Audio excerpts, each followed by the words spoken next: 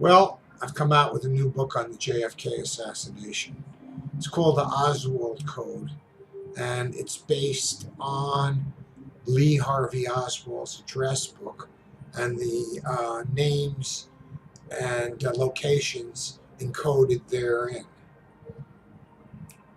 If you hear music in the background, it's marathon day, and the marathon passes by this area here on the Upper East Side of Manhattan. So what I did was I paid like $1,000 for a color reproduction of Oswald's address book, like this. John is in the basement. No, and I scanned it and at high resolution, very high resolution, and then I examined it piece by piece. And with the high resolution, I could magnify it without distorting it.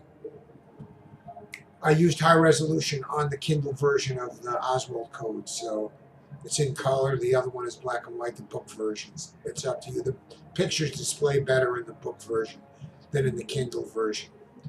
In any event, I found all kinds of stuff like, forget it, I can't wrap this whole thing down. You're not going to get a video that's going to really solve the Kennedy assassination.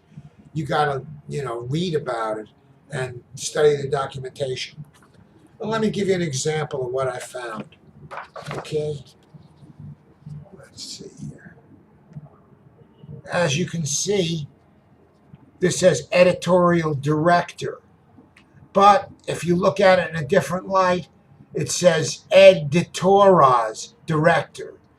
Eduardo de Torres was the head of intelligence of the Bay of Pigs Brigade, the ones that were going to establish a beachhead in Cuba, call for help, and overthrow the bitter despot Fidel Castro. Unfortunately, John Kennedy decided, he didn't really dig the Cuban exiles. He dug Castro more. So what he did was he withdrew the air power and left them at the mercy of Fidel Castro's soldiers. And guess what? De Torres was locked up in horrible conditions and eventually ransomed for $200,000. And when he came back to the United States, he was not the happiest camper in the world, let me guarantee you that. And what happened with the Bay of Pigs? It led to the Berlin Wall, the crisis of the Dominican Republic, and ultimately the Cuban Missile Crisis, where we all could have been blown away.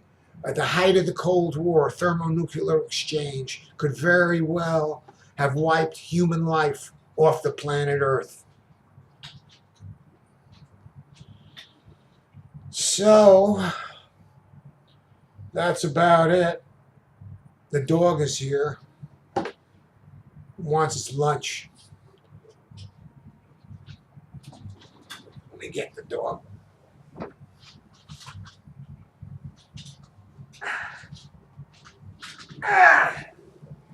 The dog actually helped me write this book. The dog is a co-author. Scummo. You like the book, Scummo? All right, we'll let this dog go.